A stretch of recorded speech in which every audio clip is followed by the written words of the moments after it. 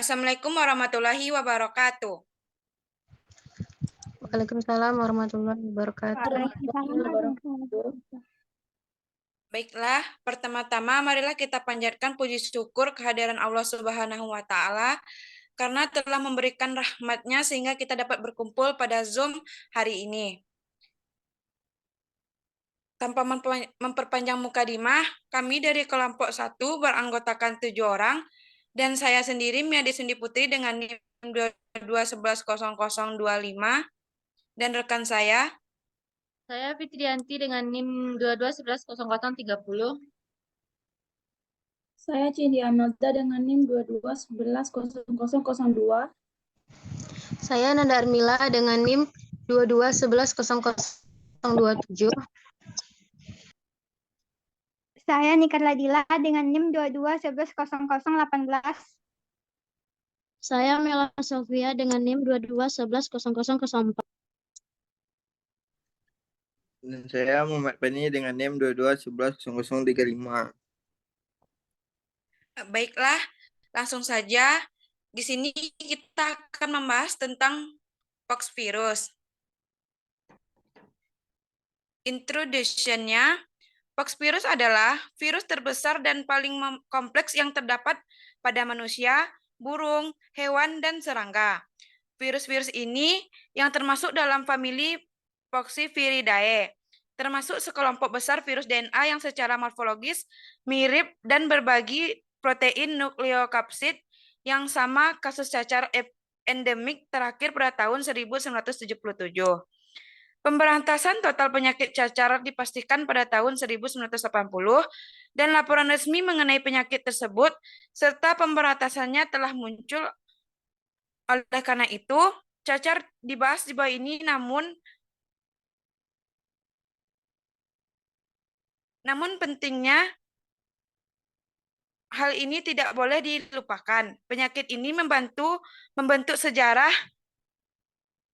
dan menjadikan sejarah dengan menjadi penyakit pertama yang dikendalikan melalui imunisasi dan penyakit yang pertama yang diberantas. Baiklah, materi selanjutnya akan dilanjutkan oleh rekan saya.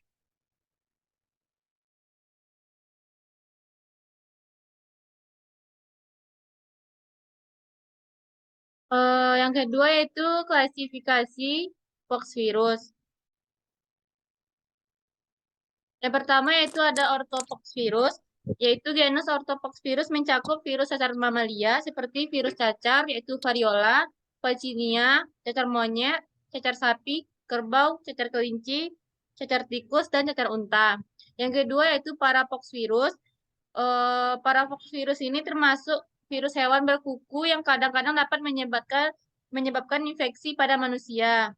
Virus-virus tersebut adalah virus ORV, virus Pseudomonas pox, virus cacar rusa, dan virus bovine populer stomatitis.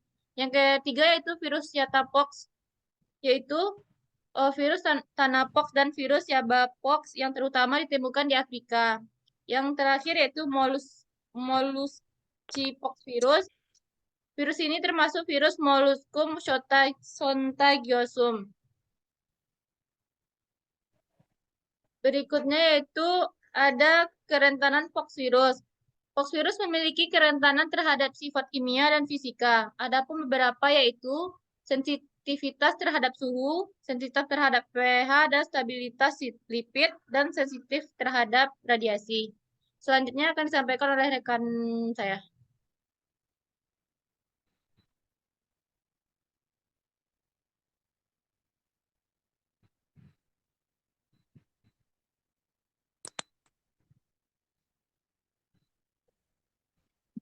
Baiklah, selanjutnya ada smallpox virus atau cacar, yaitu cacar yang disebabkan oleh virus variola ditularkan melalui saluran pernafasan melalui inhalasi, tetesan hidung, mulut, atau faring. Infeksi juga dapat ditularkan melalui kontak langsung dengan kulit atau benda yang terinfeksi. Gejala penyakit cacar biasanya baru muncul 12-13 hari setelah paparan pertama terhadap virus variola. Gejala awal cacar meliputi sejumlah gangguan kesehatan yang menyerupai gejala flu seperti pertama kelelahan, kedua demam tinggi, ketiga sakit kepala, 4 nyeri pada tubuh, 5 muntah.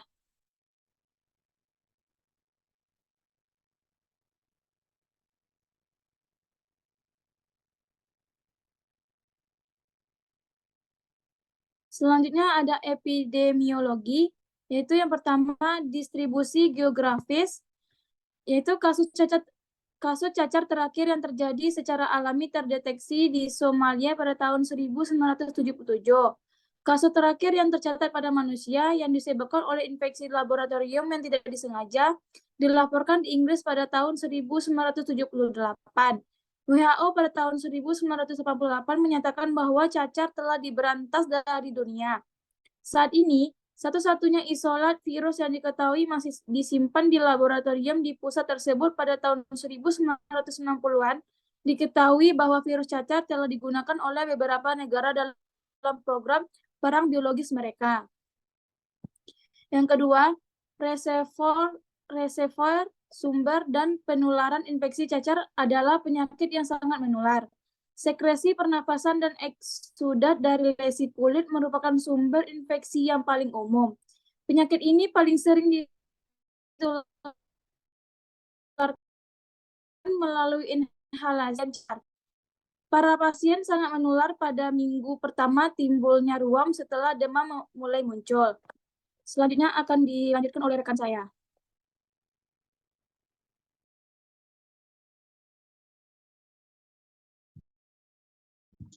Baik, selanjutnya itu diagnosa labor.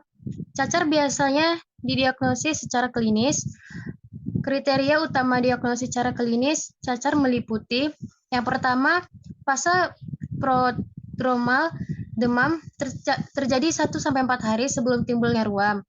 Kemudian karakteristik lesi cacar pada kulit dalam, keras, bulat yang dapat umbilikuasi atau konfluen. Dan yang terakhir, lesi kulit pada tahap perkembangan yang sama pada bagian tubuh manapun. Spesimen lesi kulit seperti cairan vasikular merupakan spesimen pilihan. Mikroskop elektronik digunakan untuk membedakan virus cacar dari virus cacar air, badan Guarnieri, badan inklusi eosinofilik, dan khas dapat ditunjukkan dalam paparasi spesimen klinis yang diwarnai dengan mikroskop cahaya. Kemudian isolasi virus di laboratorium dilakukan dengan cara inokulasi pada embrio ayam dan kultur sel. Hal ini diperlukan untuk identifikasi infeksi virus secara cepat dan akurat. Selanjutnya, treatment. Tidak ada agen antivirus spesifik yang tersedia untuk melawan virus variola. Metixazone mempunyai manfaat tertentu terhadap beberapa virus hanya untuk kemoprofilaksi tetapi tidak untuk pengobatan. Vaksin immunoglobulin direkomendasikan untuk pengobatan semua komplikasi kecuali ensefalitis pasca vaksinasi. Baik, selanjutnya akan dilanjutkan oleh Nikar. Baik, selanjutnya ada virus Vaccinia. Virus Vaccinia unik karena merupakan virus buatan dan tidak terjadi secara alami. Virus Vaccinia digunakan sebagai virus cacar.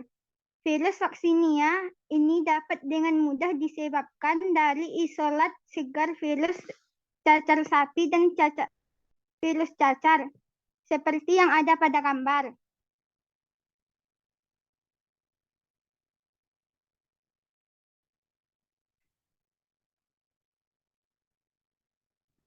Selanjutnya, cacar monyet. Cacar monyet dapat menyebabkan infeksi pada manusia dan cacar. Virus ini pertama kali diisolasi pada tahun 1958 dari monyet penangkaran di Copenhagen. Infeksi cacar monyet didapat melalui penangkaran hewan yang terinfeksi, seperti monyet dan tupai. Penularan dari orang ke orang jarang terjadi. Secara klinis, cacar monyet tidak dapat disebabkan dengan cacar. Kondisi tersebut diwujudkan dengan berkembangannya ruam, demam, dan taksonomia. Selanjutnya akan dilanjutkan oleh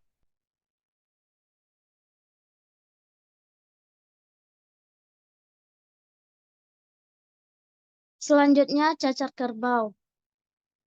Buffalo Peck diyakini disebabkan oleh virus Vaccinia terjadi pada kerbau di India.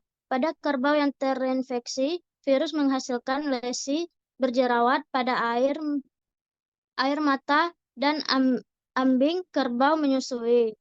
Individu seperti tukang susu yang melakukan kontak dengan kerbau yang berinfeksi ini akan menderita infeksi tersebut. Lesi biasanya timbul pada tangan dan wajah tukang susu cacar. Cacar kerbau tempatnya berbeda dari virus variola dan vaksia. Vaksia cacar tidak memberikan perlindungan terhadap infeksi kerbau. Kita dapat melihat contoh dari gambar di samping. Selanjutnya cacar sapi. Infeksi cacar sapi pada manusia biasanya merupakan bahaya pekerja.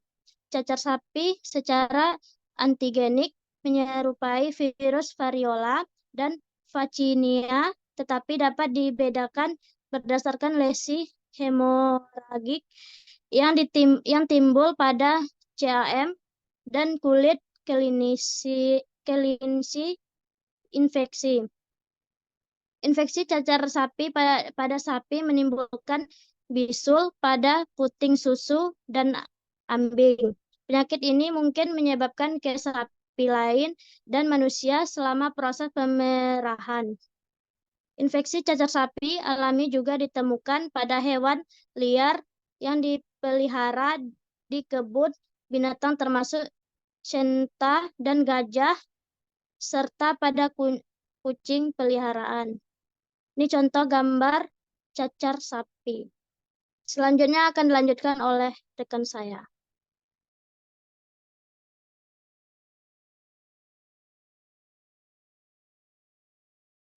Baik, selanjutnya itu gejala klinis Pox virus. Gejala klinis dari infeksi Pox virus dapat bervariasi tergantung pada jenis Pox virus yang menyebabkan infeksi tersebut. Gejala umum dari infeksi Pox virus seperti virola, virus penyebab cacar termasuk ruang kulit yang muncul sebagai benjolan kecil yang berkembang menjadi lepuhan yang berisi cairan, demam, nyeri tubuh, dan kelemahan umum. Gejala lain biasanya berbeda tergantung pada jenis Pox virus yang terlibat dan bagian tubuh yang terinfeksi. Baiklah, selanjutnya saya kembalikan ke moderator.